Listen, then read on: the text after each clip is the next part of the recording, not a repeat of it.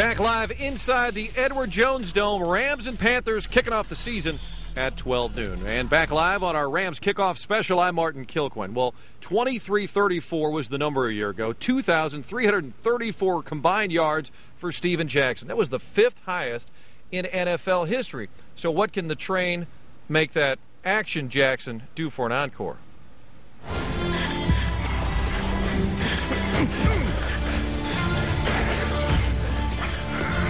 What did last year mean to you, and what was the most satisfying thing? Last year, it meant that I was able to come under my own. You know, a lot of things that I've been saying and a lot of things I've been feeling, the high-level play that I expected on myself, I think it all came together last year. It was a new beginning. You know, I was one of the biggest guys that was an advocate of Coach Linehan and his staff. I knew what he could do in a running game, and he was proving himself over the years. So with the two of us coming together, I really felt like we could do something special. You had said, though, I want the ball, I need the ball. Did you feel that there was any pressure because you had put yourself out there in advance of last year? No, I don't feel there was any pressure. I just know what kind of running back I am. Some guys are the home run hitters, you know, 5-6 plays, and some guys need time to wear out a defense. And I'm, you know, more of a guy that need to wear out a defense and, you know, help the offense stay on the field, sustain drives. I know what I'm good at, and I was just hoping someone would listen.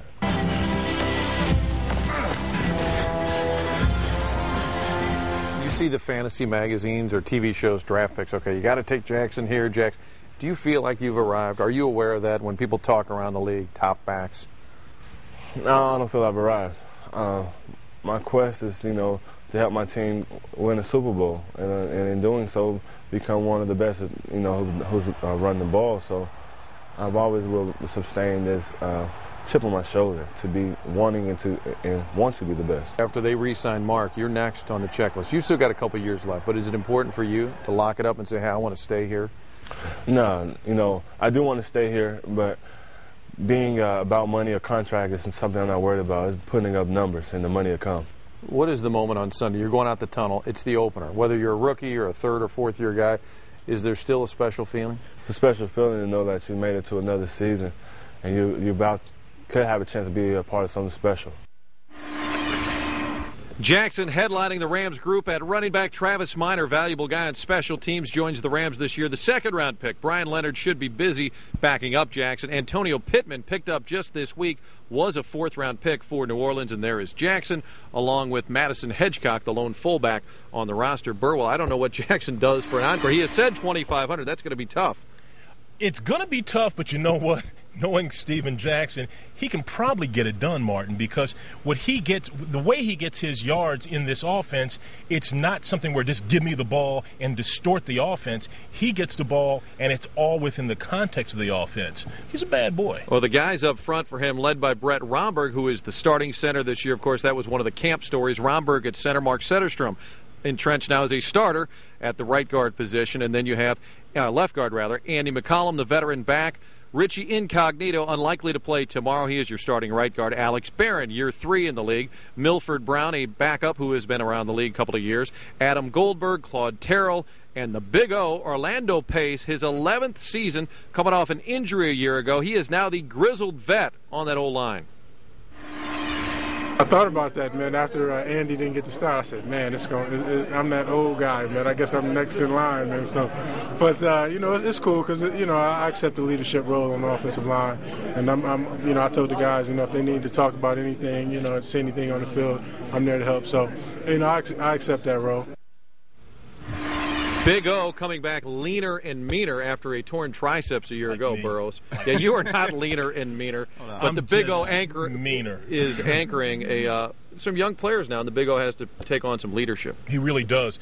A year ago when they played the Carolina Panthers, this offensive line was so beaten up that they just got dominated up front by the Carolina Panthers. This year it's a little bit different. They've been together, and even though Incognito won't be in there, you plug in somebody like Claude Terrell, and you have to imagine that they're going to just put their hands in the dirt and move the pile. Or Milford Brown, too, we should say, if Claude Terrell doesn't start. But the one thing that this team needs to do is not cause too many offsides penalties. We knew that was a problem for Alex Barron. Scott Linehan is big on that. The pre-snap penalties. Don't say anything. Does not want to talk about it. These are our predictions, season predictions. Every year on Game Day Live, we bring you the week by week. These are for the season.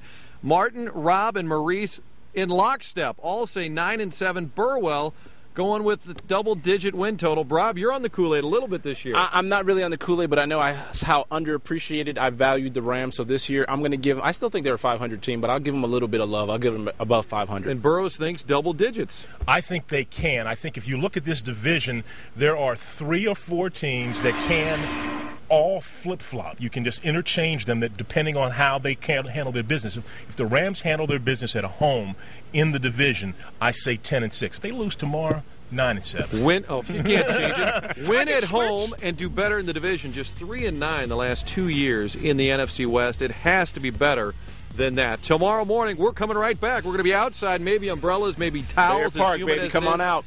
Rams Game Day Live coming your way tomorrow morning at 10:30. We'll be at Bear Park. Ricky Prohl, Brian Burwell, Rob, and myself. We will see you tomorrow morning right here on your Home of the Rams.